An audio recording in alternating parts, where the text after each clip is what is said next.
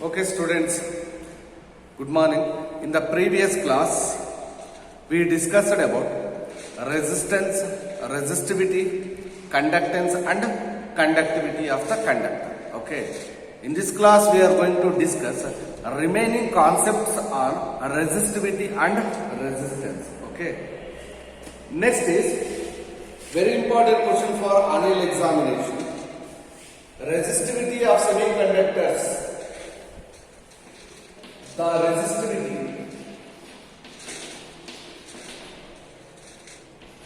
resistivity of semiconductors is inversely proportional to the temperature.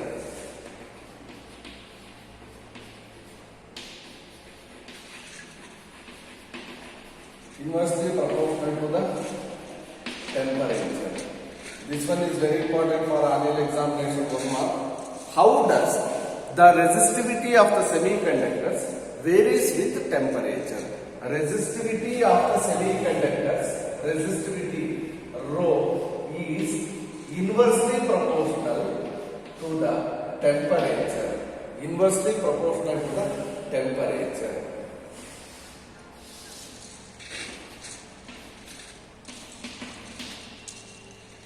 Resistivity of the semiconductors.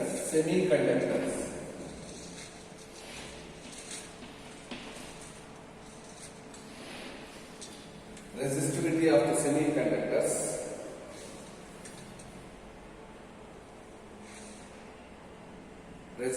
of the semiconductors is inversely proportional to the temperature. Resistivity of the semiconductors is inversely proportional to the temperature. This concept is very important for annual examination. One more. How does resistivity of the semiconductors varies with temperature? Resistivity of the semiconductors rho is inversely proportional to temperature. Okay. Next question is, write the graph or show in graph resistivity of copper with the temperature.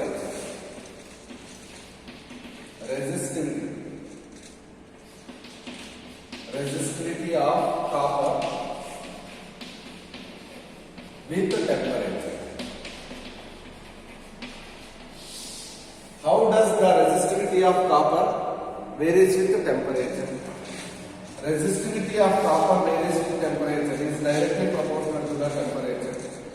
If temperature increases, the resistivity of the copper also increases.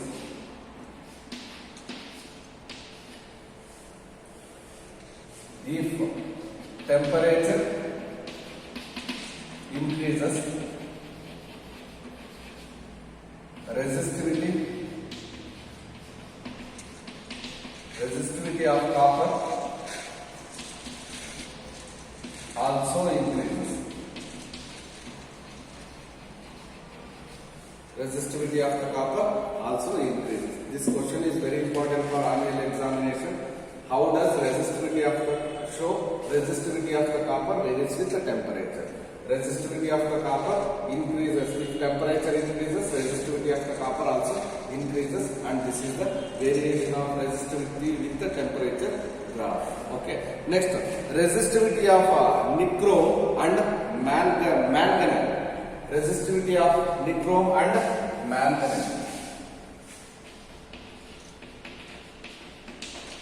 Resistivity of nichrome and manganese.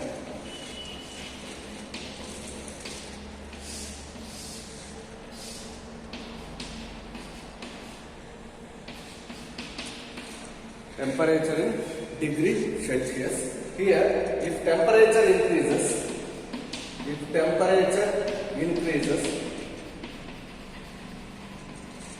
resistivity increases linearly. Resistivity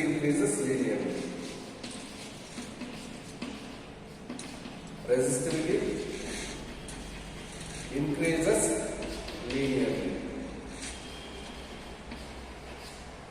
Okay. Next is resistivity of semiconductors with temperature. Resistivity of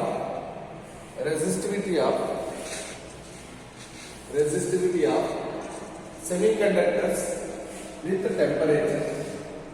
This one is 3 degrees Celsius and this is rho. This is the variation of resistivity of semiconductors with temperature, that is inversely proportional to the temperature. These 3 questions are very important for annual examination, 1 mark, 2 mark and 3 marks. Okay.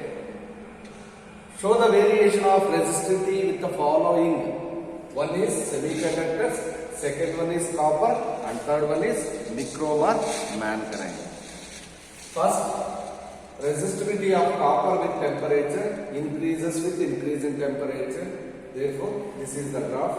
And resistivity of the nichrome and manganese is also increases with increase in temperature. This is the graph increasing linearly. Increases linearly. And this is the resistivity versus temperature graph of semiconductors. That is inversely proportional to the temperature. Inversely proportional to the temperature. It means if temperature increases, resistivity of the semiconductor decreases. If temperature increases, resistivity of the semiconductors decreases. Resistivity of semiconductors decreases. Okay, these 3 questions are very important for annual examination.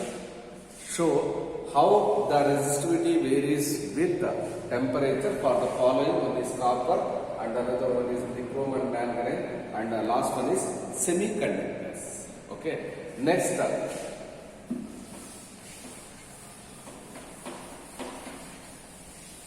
concept is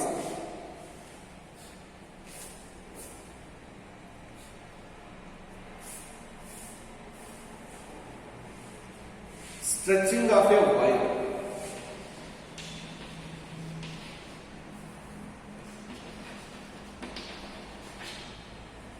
Stretching of a wire.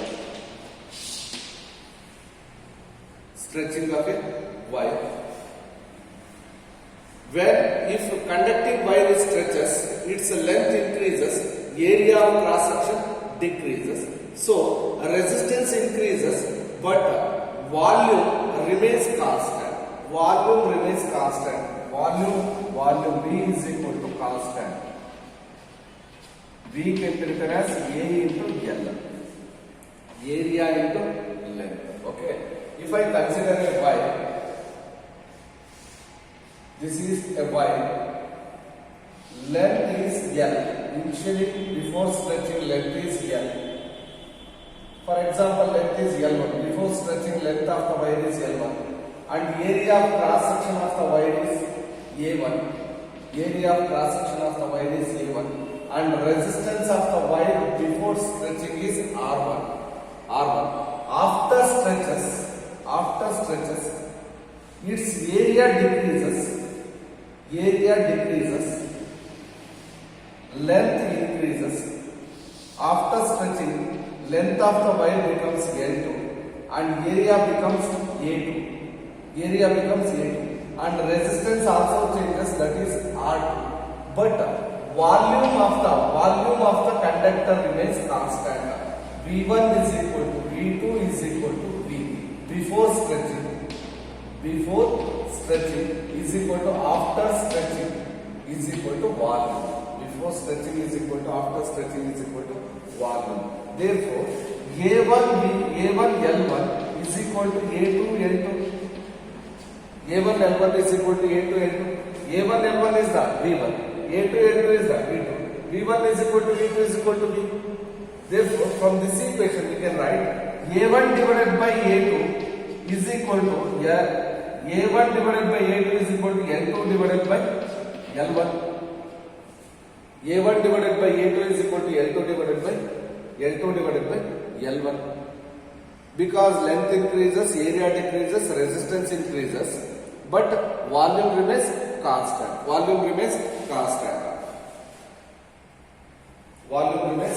Therefore, before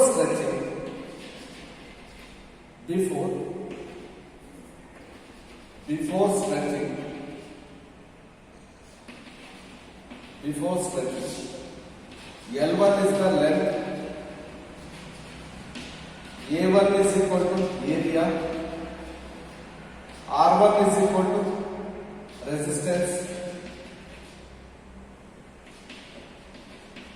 and V1 is the volume. V1 is equal to the volume after stretching. After stretching,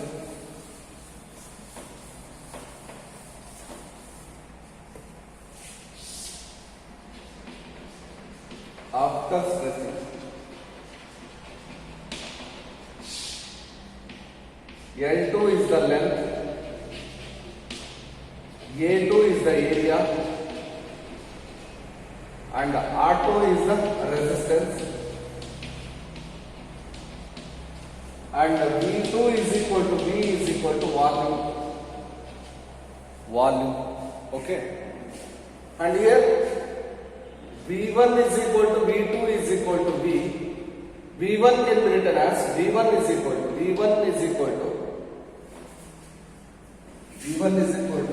A1 L1, V2 is equal to A2 L2. Therefore, A1 L1 is equal to A2 L2. A1 divided by A2 is equal to L2 divided by L1.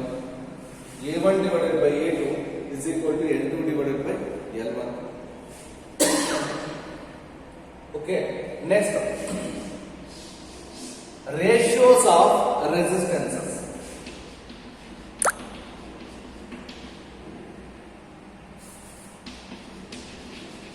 Ratios of resistances.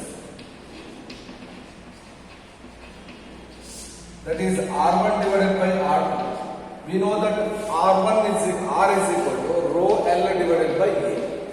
Rho L divided by A. R1 is equal to rho is constant. Therefore, L1 divided by A1. R2 is equal to L2 divided by A2. Substitute.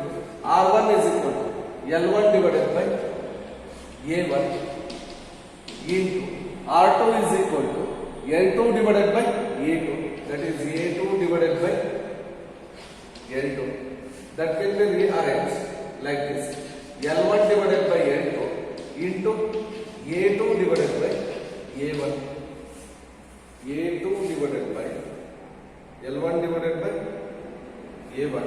L1 divided by A1 is equal to L1 divided by A1 into A2 divided by A2. After rearrange, L1 divided by L2 is equal to A2 divided by A1. We know that A2 divided by A1 is equal to L1 divided by L2. A2 divided by A1 is equal to A2 divided by A1 is equal to L1 divided by L2. Therefore, substitute this. R1 divided by R2 is equal to R1 divided by R2 is equal to L1 divided by L2 into A2 divided by A1 can be written as L1 divided by L2. This is L1 divided by L2 whole square. Ratios of resistance in terms of length is equal to L1 divided by L2 whole square. Okay. If ratios of resistance in terms of area, therefore we know that from this equation, R1 divided by R2 is equal to, what is L1 divided by L2? L1 divided by L2 is A1 divided by A2. L1 divided by L2 is A1 divided by A2. Therefore, A1 divided by A2 whole square. A1 divided by A2 whole square. Okay. Ratios of resistance in terms of what is that? Area. Ratios of resistance in terms of area is equal to A1 divided by A2 whole square. A1 divided by A2 whole square. And in terms of radius, A1 area is equal to pi r square. R1 divided by R2 is equal to pi R1 square divided by pi R2 square. Pi cancel. R1 divided by R2 whole square.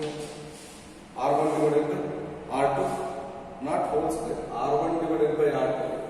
Pi r square whole square. Pi r square whole square. R1 divided by R2 whole to the power of 4. R1 square, R2 square. R1 square, R2 square, whole square. R1 to the power of 4, R2 to the power of 4.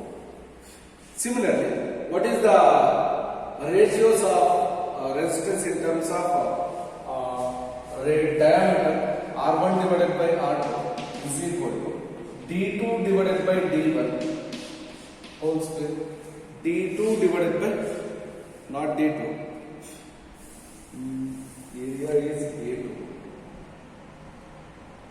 L1 divided by L2 is L1 divided by L2, sorry. Here, look here. L1 divided by L2 is A2 divided by A1. R1 divided by R2 is equal to A2 divided by A1 whole square.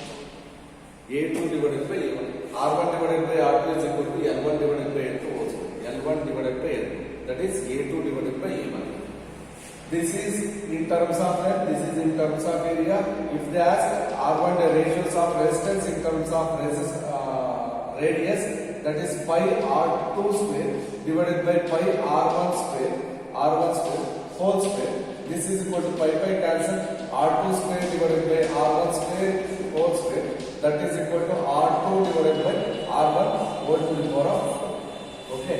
In terms of diameter, R1 divided by R2, that is equal to, in terms of diameter, R2 is nothing but R1, R2 diameter is equal to 2 times of radius. Diameter is equal to 2 times of radius. Therefore, diameter can be calculated as D2 divided by D1 whole to the power of 4. Here radius is directly proportional to diameter. Therefore, D2 divided by D1 whole to the power of 4. This is the resistance in terms of what? Diameter. Resistance in terms of diameter. Okay. Before stretching, L is the length of the wire, A is the area of cross section of the wire, and R1 is the resistance of the wire, and V1 is the volume. V1 is equal to V is equal to A1 into L1. After stretching, L2 is the length, A2 is the area, R2 is the resistance, and V2 is equal to V, that is equal to A2 into L2. And we know that V1 is equal to V2. Before stretching and after stretching, only length and area changes, but the total volume of the wire does not change, it remains constant. Therefore, V1 is equal to V2 is equal to V, that is the condition. V1 is equal to V2. V1 is equal to A1, L1 is equal to A2, L2. A1 divided by A2 is equal to L2 divided by L1. Whereas L1 divided by L2 is equal to A2 divided by A1. A2 divided by A1. Therefore, ratios of resistances in terms of length, in terms of area, in terms of radius, in terms of diameter. Ratios of resistance R1 divided by R2. R1 divided by R2 is equal to, we know that R is equal to rho L divided by A. It is directly proportional to length and inversely proportional to area. R1 is equal to L1 divided by A1. R2 is equal to L2 divided by A2. Substitute that values are L1 divided by A1 into A2 divided by L2. That can be rearranged L1 divided by L2 into A2 divided by A1. A2 divided by A1 or L1 divided by A2. L1 divided by A2, A2 divided by A1. A2 divided by A1. A2 divided by A1 is equal to L1 divided by L2. Substitute. Therefore, we will get L1 divided by L2 into L1 divided by L2, that is equal to L1 divided by L2 whole square. This is the ratios of resistance in terms of length. Next is ratios of resistance in terms of area. L1 divided by L2. We already calculated L1 divided by L2 is equal to A2 divided by A1. Substitute that value. We will get A2 divided by A1 whole square. Next, in terms of radius, they ask R1 divided by R2 is equal to area is pi R square. Therefore, pi R2 square divided by pi R1 square. Pi cancel. Remaining is R2 square divided by R1 square whole square. R2 square divided by R2 square divided by R1 square whole square is nothing but R2 divided by R1 whole to the power of 4. If they ask in terms of diameter, radius, resistance in terms of diameter, R1 divided by R2 is equal to R2 divided by R1 whole to the power of 4. Okay, students. In the next class, we discuss remaining concepts, and after that, a very important topic, derive an expression for J is equal to sigma. Okay, thank you students.